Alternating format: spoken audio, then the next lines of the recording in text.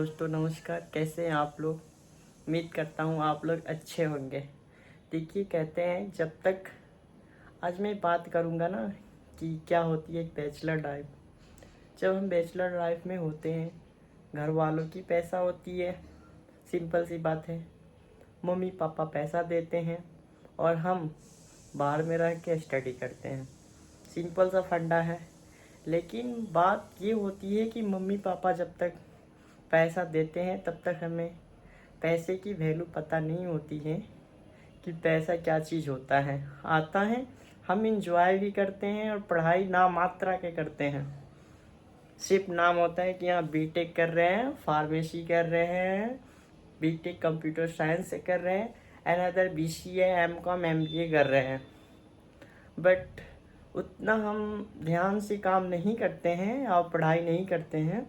हमेशा हमें तो टाइम से पैसा मिल जाता है क्योंकि किसी चीज़ की तो कमी होती नहीं है। लेकिन जब मुझे पता चला, जब मैंने पढ़ाई करके और जॉब भी किया, तो मुझे मालूम पड़ा कि भैया पैसे 1 रुपये कमाना बहुत मुश्किल है। खर्च करने में तो टाइम ही नहीं लगता है। मैंने यहाँ से बैचलर ऑफ पब्लिक एडमिनिस्ट्रेटिव से ग्रेजुएशन किया RIT institute hospitality and management से। और जब मुझे प्लेसमेंट मिला तो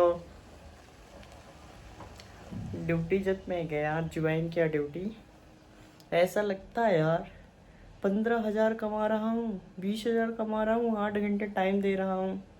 इतना मेहनत तो पढ़ाई में कर लिया होता तो आज पता नहीं कहाँ होता, है कि नहीं। लेकिन उस टाइम पे समझ में नहीं आता है। मैं अपनी बात नहीं कर रहा हूँ, बहुत सारे स्टूडेंट हैं जिन्हें समझ में नहीं आता उस टाइम पे कि करना क्या है। सोचते हैं कि हम कुछ कर लेंगे, आगे कुछ कर लेंगे, लेकिन अगर सोचते रहेंगे तो कुछ नहीं होगा। जैसे मेरे साथ हुआ है, मैंने पढ़ाई कर रहा था, पढ़ाई करते करते मेरा प्लेसमेंट हो गया। फिर मैं जॉब कर रहा हूँ अकाउंटेंट का। उसमें क्या होता है, 10 बजे से जाता हूँ, 6:30 बजे रूम पे आओ, फिर खाना बनाओ, खाओ, खाना खाकर फिर टेंशन रहती है कि कल काम करना है। एक दिमाग पे ऐसे ही टेंशन रहती है। उसके बाद से जब आप कमाने लगते हो तो जो मम्मी पापा तुम्हें इन्वेस्ट किए हैं वो तो मांगेंगे ही, जाहिर सी बात है। जब कोई तुम पे पैसा खर्च करता है तो भाई मांगेगा ही ना। यहाँ भाई मैंने तुम पे 10 लाख रुपए खर्च कर दिया, तुम रिजल्ट क्या दे रहे हो। वैसे ही मेरे साथ हुआ। मैं अब जॉब भी कर रहा हूँ, आगे और हाई लेवल की तैयारी कर रहा हूँ क्योंकि 20-25 हज़ार में तो कुछ होने वाला है नहीं। और वो ड्यूटी करने से मुझे तो लगता नहीं है कि मैं कुछ कर पाऊँगा। मैं सोच रहा हूँ, देखो मैं डिप्लोमा इन साइबर सिक्योरिटी से भी, मुझे साइबर सिक्योरिटी और हर चीज़ का नॉलेज है। मैं सोच रहा हूँ कि कुछ अपना करूँ और बेहतरीन करूँ ताकि लगे कि हाँ मैंने कुछ अर्न किया, जो हम पे इन्वेस्ट किया गया है उससे मैं पूरा कर सकूँ। भैया अगर घर पे एक फैमिली तो होती नहीं है कि नहीं, 5-6 लोग होते हैं तब परिवार एक बनता है। उसमें जब मम्मी पापा जब तुम्हें दिए हैं तो कुछ सोचे नहीं कि हाँ जितना लगा उतना खर्च किए, तुम्हें दिए कि भैया लो पढ़ाई करो, तुम्हारी उम्र है पढ़ने की, कुछ नया चीज़ें सीखो। और हम उसके बदले क्या दे रहे हैं उन्हें, वो तो होप लगा रखे हैं ना कि हाँ मैं अपने बेटा को MBA करा रहा हूँ, HR बनेगा, उसकी प्लेसमेंट हाई लेवल की होगी, पैसे कमाएगा, फैशन में रहेगा, ऑफिस में जाएगा। वो कहीं से भी पैसा तुम्हें ला कर दे रहे हों, मजदूरी कर रहे हों या किसी में खेतों में काम कर रहे हों, बाज़ार कर रहे हों, सब्जी बेच रहे हों, चाहे रोडों पर ठेली लगा रहे हों, पर अपने बेटे को तो पढ़ा रहे हैं। जब हम कोई व्यवसाय भी करते हैं, उसमें जो इन्वेस्टमेंट करते हैं तो हम कुछ सोच के ही तो करते हैं कि हाँ चलो मैं 5 लाख इन्वेस्ट करूँगा, मुझे 10 लाख का बेनिफिट होगा, 8 लाख का बेनिफिट होगा, है कि नहीं। उसी तरह से हम बच्चे हैं, जो हमारे माता पिता हम पे खर्च करते हैं, वो भी सोचते हैं कि जब हम ना कमाएंगे तो हमारा बेटा हमारा हेल्प करेगा, है कि नहीं। वैसे ही करना पड़ेगा यार, क्या करना है। लेकिन जब करना बहुत मुश्किल है यार, हमें तो अब लगता है पढ़ाई कर लेना ही बेहतर था। अगर सही बताऊँ ना, 8 क्लास से लेकर 11-12 तक अच्छी से कोई स्टडी कर लेना, गवर्नमेंट जॉब तो पक्की है। मुझे नहीं लगता है ऐसा कि मैंने गलती किया है मानता हूँ, पर उतना कमज़ोर भी नहीं था। हर चीज़ में अव्वल रहा हूँ, पर आज प्राइवेट सेक्टर में हूँ और आज पता चलता है मुझे समय क्या चीज़ होता है। जो समय हमने खो दिया है अब वो दोबारा वापस लौट के तो नहीं आ सकता है ना। अब जो प्रेजेंट में है उसे हमें खोना नहीं है, हमें कुछ करके दिखाना है, कुछ करना है। आज के लिए नहीं, कल के लिए करना है।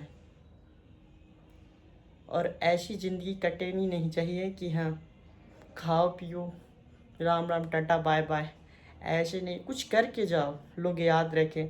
आप लोगों ने नाम सुना होगा ना, सबसे बड़े भारत के उद्योगपति रतन टाटा जी, जिनके निधन होने पर पूरी दुनिया बहुत उदास रही, क्योंकि वो लोगों को काफ़ी हेल्प करते थे।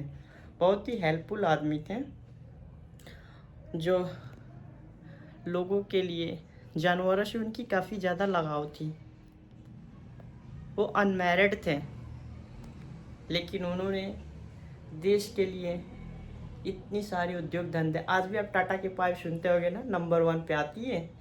हर कोई चाहता है टाटा की पाइप दो, क्यों? क्योंकि उसकी क्वालिटी है। उसी तरह अपने में अंदर एक क्वालिटी बनाओ। ये नहीं कि हाँ खाएं पिए चल दिए, ऐसे नहीं यार। धन तो हर कोई कमाता है, पर उसको दूसरों के लिए भी रखाओ। ये नहीं कि कमाएं अपने में हरा, नहीं भैया।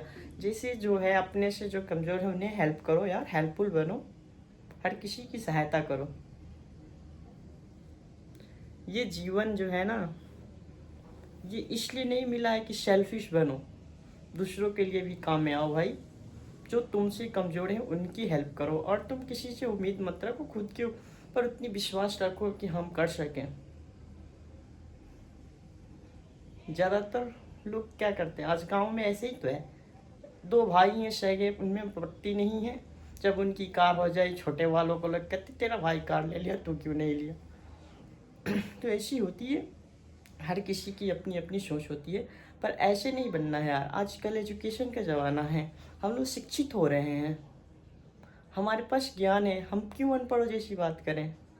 हमें हर किसी से मिलकर रहनी चाहिए, तथा जब ऐसी समय हो, विपरीत परिस्थिति हो, उसमें हर किसी का सहायता बनना चाहिए, हेल्प करना चाहिए। इतनी घमंड भी नहीं रखनी चाहिए कि हाँ मैंने अमेरिका से पढ़ाई किया है, गांव में आया तो गांव के लोगों को हेल्प नहीं करूँगा, उनसे बातें नहीं करूँगा, ये गलत बात है। तो मैं अपने ब्लॉग को यहीं स्टॉप करता हूँ। धन्यवाद, thank you so much. Please आप लोग मुझे सपोर्ट कीजिए, and follow and like and subscribe ज़रूर कीजिए। Thank you so much.